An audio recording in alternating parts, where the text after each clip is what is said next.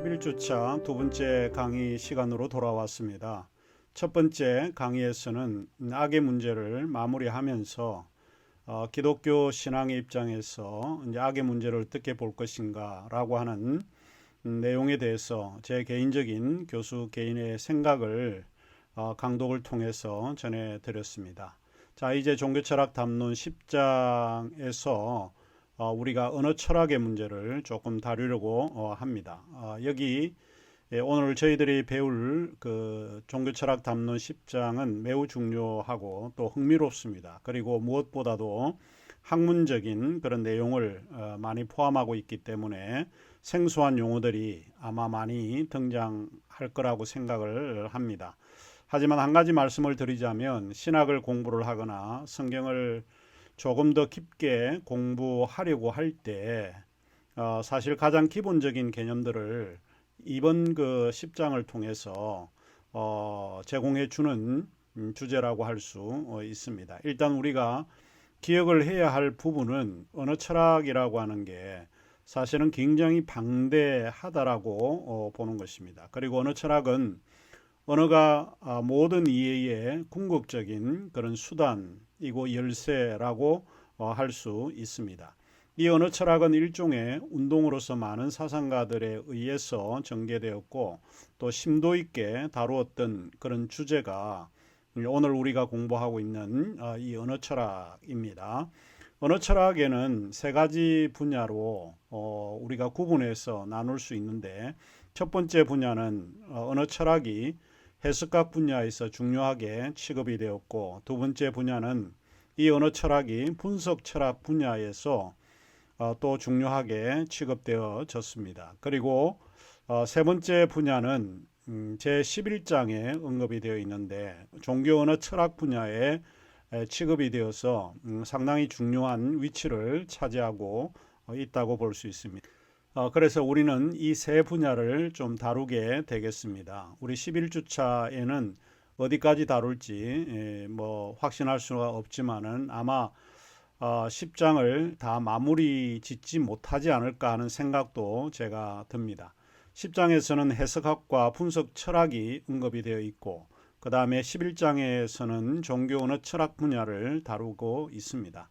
이제 10장을 우리가 살펴보겠습니다. 여기서 하나 기억을 해야 할 것은 해석학의 흐름 혹은 해석학의 동향을 살펴볼 것인데 내용이 방대하고 조금은 학문적인 내용이 포함되어 있기 때문에 여러분에게 어렵지 않을까 하는 그런 마음이 듭니다. 하지만 최대한 가장 쉽게 설명해 보려고 제가 노력을 할 텐데 뭐 잘 될는지는 모르겠습니다. 하지만 제가 최선을 좀 다해서 보다 쉽게 이해될 수 있도록 좀 설명을 해볼까 합니다.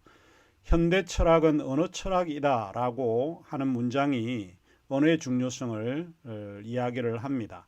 이 말은 언어를 떠나서는 어떠한 철학도 논의가 어렵다라고 하는 의미로 받아들일 수 있을 것입니다. 독일의 해석학자인 한스 게오르그 가다머라고 하는 철학자가 있는데 그분은 이렇게 표현을 했습니다.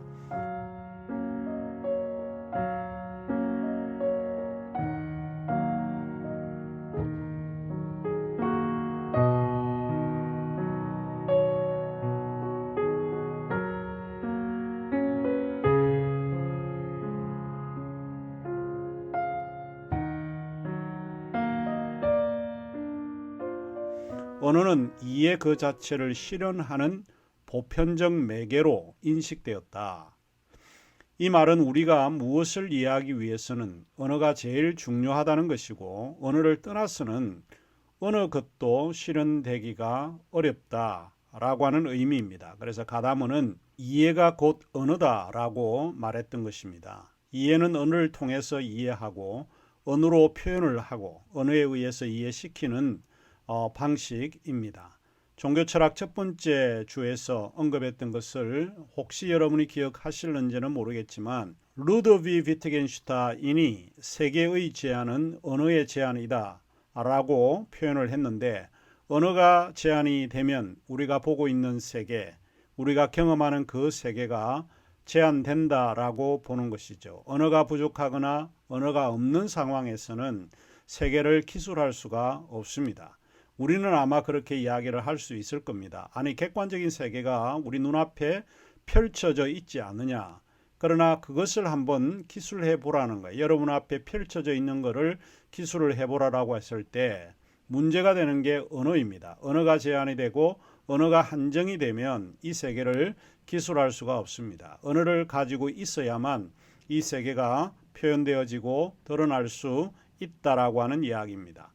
또 한 사람을 더 이야기를 하면 이 언어 철학과 관련해서 그는 이렇게 표현을 하는데 소위 자크 데리다라고 하는 프랑스 철학자입니다.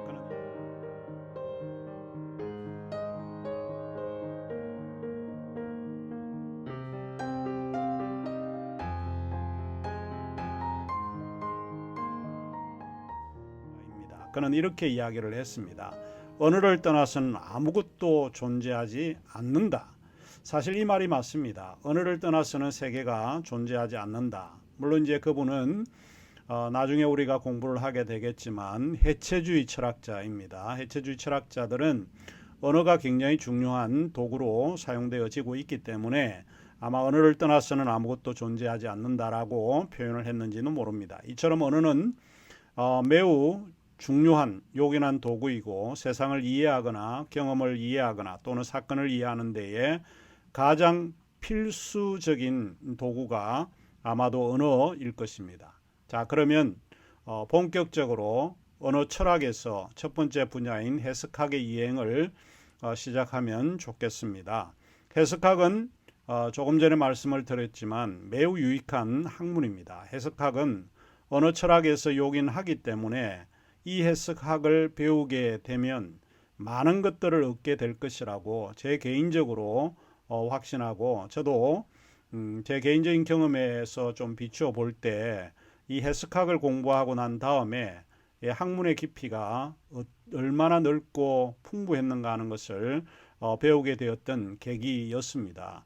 일단 해석학을 정의하고 우리가 넘어가도록 하겠습니다. 해석학은 영어의 interpretation이라고 하는 말로 사용되기도 하고 또 하나는 hermeneutics라고 하는 말로 사용되기도 합니다. 대체로 성서학을 공부하는 사람들은 interpretation이라고 하는 용어를 즐겨 사용하는 것 같고 인문학의 분야를 공부하는 사람들은 hermeneutics라고 하는 이 학명을 즐겨 사용하고 있는 것 같습니다. 그런데 이 해석학, 우리가 영어로 표현할 때 hermeneutics라고 하는 이 말은 소위 우리가 해석학이라고 할 때 학명으로 받아들인 이 말에서 사실 유래가 되었다 해도 틀린 말은 아닐 것입니다. hermeneutics라고 하는 이 말이 유래한 것은 아마 그리스 신화에서 그 기원을 삼고 있습니다. 해석학 즉 hermeneutics는 헤르메스에서 나온 용어인데 헤르메스는 신들의 이야기를 세상에 전달하는 일종의 메신저 또는 전령이라고 볼 수 있습니다. 이 말은 원래 헤르메뉴에인이라고 하는 말로 사용되어지고 있는데 이 헤르메뉴에인이라는 말이 메신저라고 하는 단어입니다. 그래서 헤르메스는 우리가 보통 부를 때 통역자, 설명하는 사람, 번역자 이런 의미로 이해되어질 수 있고 헤르메스는 신들의 메시지를 인간 세상에 매개하기 위해서 선택된 그리스 신화에 등장하는 신입니다. 그래서 그 인물이 바로 우리가 오늘날 그 인물에서 유래된 것을 이제 생각을 해서 hermeneutics라고 하는 말이 이제 사용되어집니다. 그러면 헤르메스는 누구입니까? 헤르메스는 그리스의 신들 가운데 가장 명백하고 가장 빛나는 신인 아폴론의 이복 동생이자 친구입니다.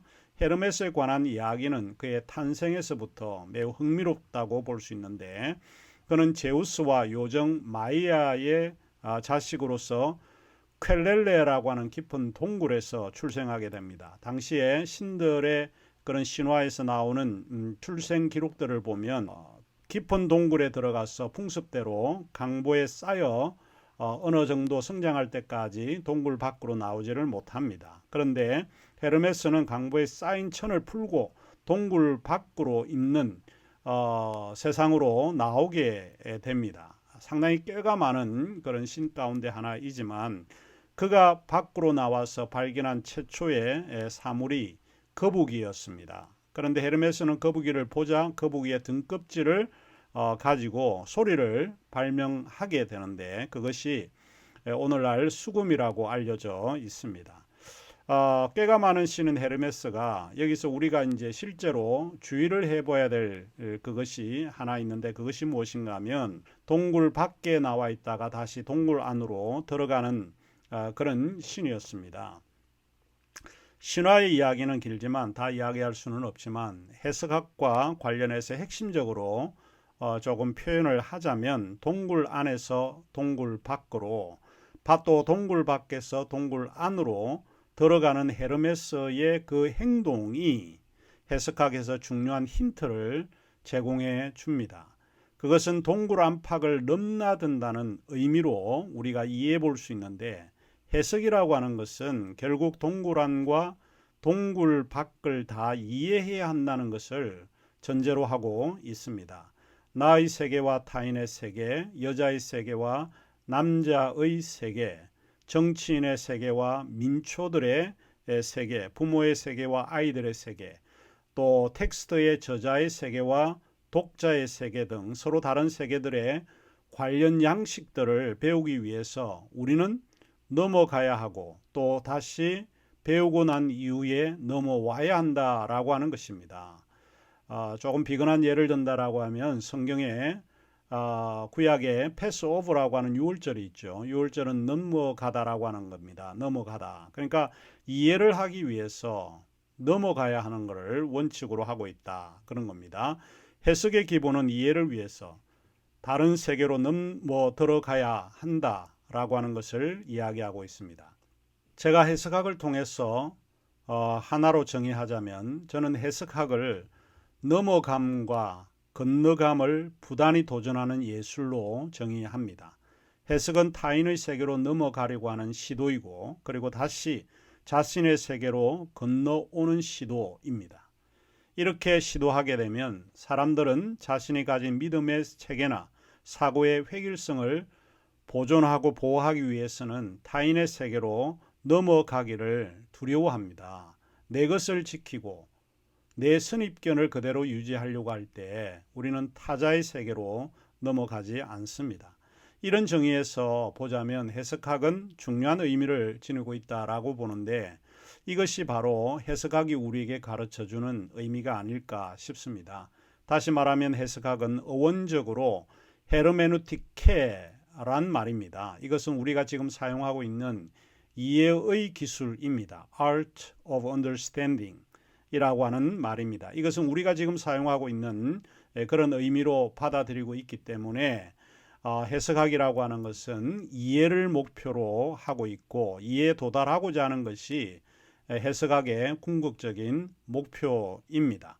분명합니다. 해석학의 목표는 무엇입니까? 그것은 이해하기 위해서 해석학이 필요하다 하는 이야기입니다. 이해하지 못하면 무엇이 만들어질까요? 무엇이 발생할까요? 그것은 오해가 생깁니다. misunderstanding이 생긴다는 거죠. 오해는 이해하기 이전의 시간적 상태입니다. 그래서 조셉 블라이어라고 하는 해석학자는 이렇게 표현을 했습니다. 오해는 수정을 필요로 하는 사건이다. 사실 오해는 이해하기 이전의 상태이기 때문에 아직 충분하게 그 의미를 파악하지 못하게 됩니다. 남을 이해하지 못하는 것은 왜 그럴까요? 이해하지 못하고 오해했기 때문에 오는 사건이다 이렇게 보는 거죠. 그래서 수정이 필요하다라고 블라이어가 그렇게 표현을 했습니다. 해석학이 역사학, 철학, 신학, 문학 등과 같은 학문으로 승인되기 전에 모든 영역에 사실 다 존재해 왔습니다. 그러니까 이런 거를 이제 지역적으로 해석이라고 하는 게 다 편재해 있었다 이렇게 이야기를 합니다. 법률에서도 해석의 문제가 있었고 역사에도 해석의 문제가 있었고 개인적으로 해석학을 배우면서 종교개혁 시대는 해석학에서 중요한 발판을 마련했다라고 보았습니다. 왜냐하면 이 시기는 역사적으로 중요한 시기이기 때문에 그렇습니다. 근대에 진입하기 바로 전인 르네상스와 맞물려 있는 이런 시대가 종교개혁 시대입니다. 중세는 우리가 잘 알고 있듯이 신중심의 세계관이 지배적이었지만 근대는 인간 중심의 세계관이 지배적이었습니다. 그러나 바로 근대 진입하기 전에 있었던 시대가 종교개혁의 시대이고 인문학의 발전이 확산될 조짐을 보였던 시대가 종교개혁 시대입니다. 이 시기에 우리가 알듯이 세계의 새로운 패러다임을 제공해 준 사건이 활자의 발견입니다. 일명 구텐베르크의 혁명이라고 우리가 부르고 있는데 그것이 활자의 혁명이라고 봅니다. 완전히 다른 세계를 가능하게 한 요소가 다름이 아니라 활자였습니다. 인쇄술 발견이죠. 아마도 다르게 볼 수는 있지만 저는 두루마리에서 코덱스를 거쳐서 인쇄본에 이르는 것이 혁명이었을 거라고 생각을 합니다. 왜 그런가? 어떤 자료에 보니까 구텐베르크 이전에는 2개월 만에 책 한 권이 필사되었지만은 인쇄술의 발명으로 일주일 만에 책 500권이 인쇄되었다고 합니다. 그래서 1450년부터 1500년까지 그러니까 16세기 즉 종교개혁 시대라고 볼 수 있는데 이 반세기 동안 유럽 국가에서는 약 2천만 권에 달하는 인쇄본이 간행되었다고 합니다. 그만큼 책이 인쇄술로 인해서 많이 출간이 되었다고 볼 수 있죠. 책이 이렇게 널리 보급되면서 문자 문화라고 하는 게 새로운 시대를 가능하게 하지 않았을까 싶습니다. 지금 우리가 인터넷 문화와 같은 이 보급이 굉장히 빠르게 확산되지 않았을까 싶습니다. 처음으로 구텐베르크가 인쇄한 책이 불가타 성경입니다. 이 불가타 성경이 기존의 신앙과 교리를 파괴하는 원동력으로 자리 잡게 되었다라고 보여집니다. 그래서 저는 구텐베르크를 빼고서 논할 수 없는 사건이 바로 종교개혁이다라고 주장을 합니다. 경건하고 양심적인 기독교인의 공분을 자아냈던 면죄부부터가 인쇄술의 힘으로 대량으로 만들어진 것이었거든요. 면죄부 판매 항의하는 뜻에서 우리가 잘 알고 있는 종교개혁자 마틴 루터가 비텐베르크 자기의 성당에 발표한 95개 조항의 반박문이 어떻게 만들어졌냐. 그것이 만들어진 것이 많은 사람들에게 배포가 된 게 왜 그랬습니까? 인쇄술의 힘이었던 것입니다. 그래서 종교개혁의 힘은 글자의 힘이고 문자의 힘입니다. 아무튼 이야기가 제가 길어졌는데 이런 기반에서 해석학은 학문의 발전을 세우게 됩니다. 이 해석학이 하나의 학문으로 인정을 받고 승인된 것이 근대입니다. 그래서 해석학이 하나의 학문으로 승인되고 성격화되었다는 그 시대가 바로 근대라고 하는 것을 기억하시면 좋을 것 같습니다. 자, 그러면 이제 해석학의 그 흐름 혹은 동향을 살펴보고자 합니다.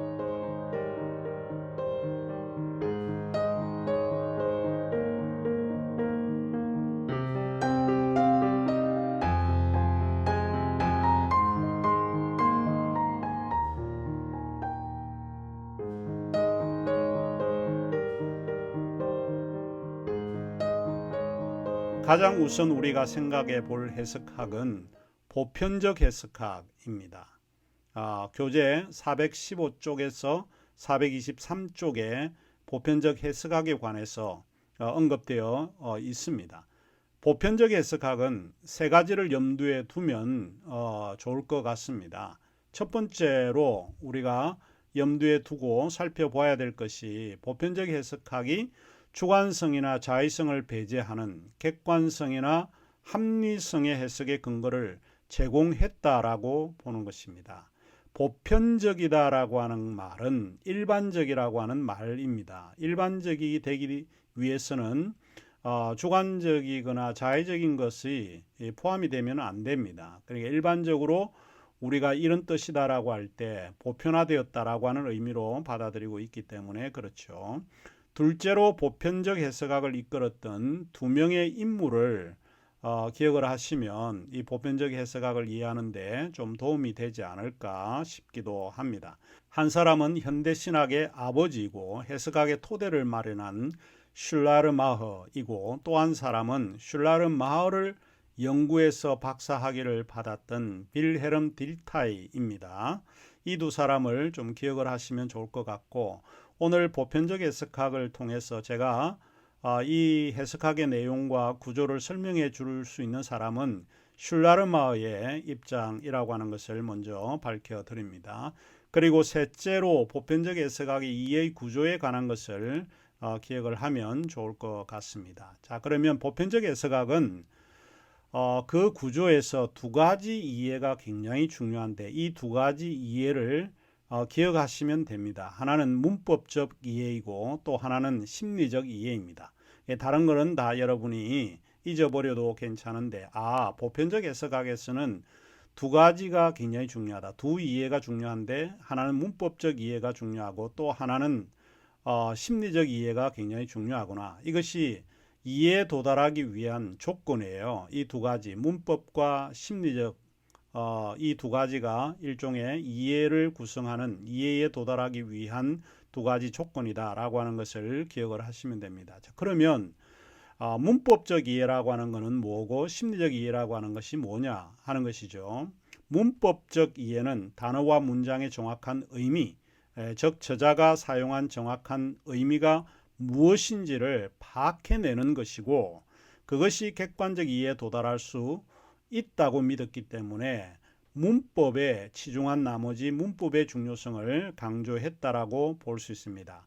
한 단어를 보면 여러 가지 의미를 우리가 추론해 볼 수 있는데 이 보편적 해석학에서는 저자가 그 단어를 사용했을 때 어떤 의미로 그 단어를 사용했는가, 정확한 그 의미, 그것이 무엇인지를 밝혀내는 것이 문법적 이해라고 볼 수 있었죠. 문법적 이해는 그 텍스트의 의미를 저자가 의도한 대로 이해해야 한다라고 보았던 것입니다. 여기서 배제하는 것이 다름이 아니라 무엇을 배제하고 있습니까? 독자를 배제합니다. 독자라고 하는 것은 글을 읽고 있는 사람인데 보편적 해석학에서는 저자와 텍스트가 굉장히 중요하죠. 텍스트 문법이 중요하고 또 저자의 심리가 중요한데 이 두 가지가 중요한데 여기서 빠져 있는 것이 뭐라고 생각하죠? 독자입니다. 현재 글을 읽고 있는 성경을 만약 여러분이 읽고 있다면 성경을 읽고 있는 사람은 해석의 행위에서 배제가 되었습니다. 왜 그러면 독자를 배제했을까요? 독자가 해석에 참여하게 되면 무엇이 생깁니까? 오해가 생기고 자의적이고 자기 나름의 주관적인 해석이 개입이 될 수 있기 때문에 보편적인 해석이 안 될 수 있죠. 객관적인 해석이 안 되기 때문에 여기서는 당연히 독자, reader, 지금 글을 읽고 있는 사람은 배제시켜야 된다. 이렇게 보았습니다. 그러니까 학문적이 되려고 그러면 객관적이어야 되고 보편적이어야 되는데 이제 그런 의미에서 해석학도 하나의 학문으로 성격되어져야 하기 때문에 바로 이 보편적인 해석이 이루기 위해서는 독자, 쉽게 말하면 자의적 해석이 가능하고 주관적 해석이 가능한 독자가 배제되는 게 맞다라고 이 당시에는 생각을 했습니다. 그러나 앞으로 우리가 이제 보게 되면 보편적 해석학이 지나고 나서 존재론적 해석학을 우리가 공부한다든지 그러면 독자가 개입되지 않고 해석이 가능하냐? 이제 그것이 큰 문제가 되는데 그거는 조금 있다가 다음 시간에 조금 다루면 좋을 것 같습니다. 자, 그렇게 되면 이제 문법, 텍스트는 객관적, 보편적 의미로 우리가 이해하기 위해서는 실제 문법에 치중해서 문법의 정확한 의미를 파악하는 것이 1차적으로 중요하다. 요 한 가지를 좀 기억을 하시면 좋을 것 같습니다. 또 하나는 심리적 이해인데 여기서 심리적이란 말은 저자의 심리를 말하고 있습니다. 텍스트를 읽는다는 것은 뭘 이야기를 할까요? 저자의 의도를 파악하는 것입니다. 우리가 성경을 읽을 때 성경의 저자인 하나님의 의도를 파악하는 것이죠. 하나님의 의도를 파악하는 것이 굉장히 중요하다는 거예요. 내가 그 쓰여진 글을 통해서 내 나름의 해석을 만들어가는 것이 아니고 추론해가는 것이 아니고 저자가 무엇을 말했는가, 저자가 어떤 의도로 이야기를 했는가 하는 것을 발견하는 것이 이 보편적 해석학이 가지고 있는 중요한 조건 중에 하나입니다. 저자의 의도를 정확히 읽어내고 그 의미를 발견하는 것이 객관적이다라고 주장을 합니다. 텍스트를 읽을 때 저자의 의도를 무시한 채 글을 읽는 것은 아주 주관적이고 위험한 그런 독해라고 봅니다. 그래서 보편적 해석학에서는 앞서 이야기를 했지만 독자의 의도가 중요하지 않습니다. 여기에서는 한 가지 기억을 해야 되는 것은 저자의 의도가 굉장히 중요하다 하는 이야기입니다. 자, 시간이 다 되었기 때문에 두 번째 강의는 여기서 마치고 세 번째 강의에서 우리가 만나도록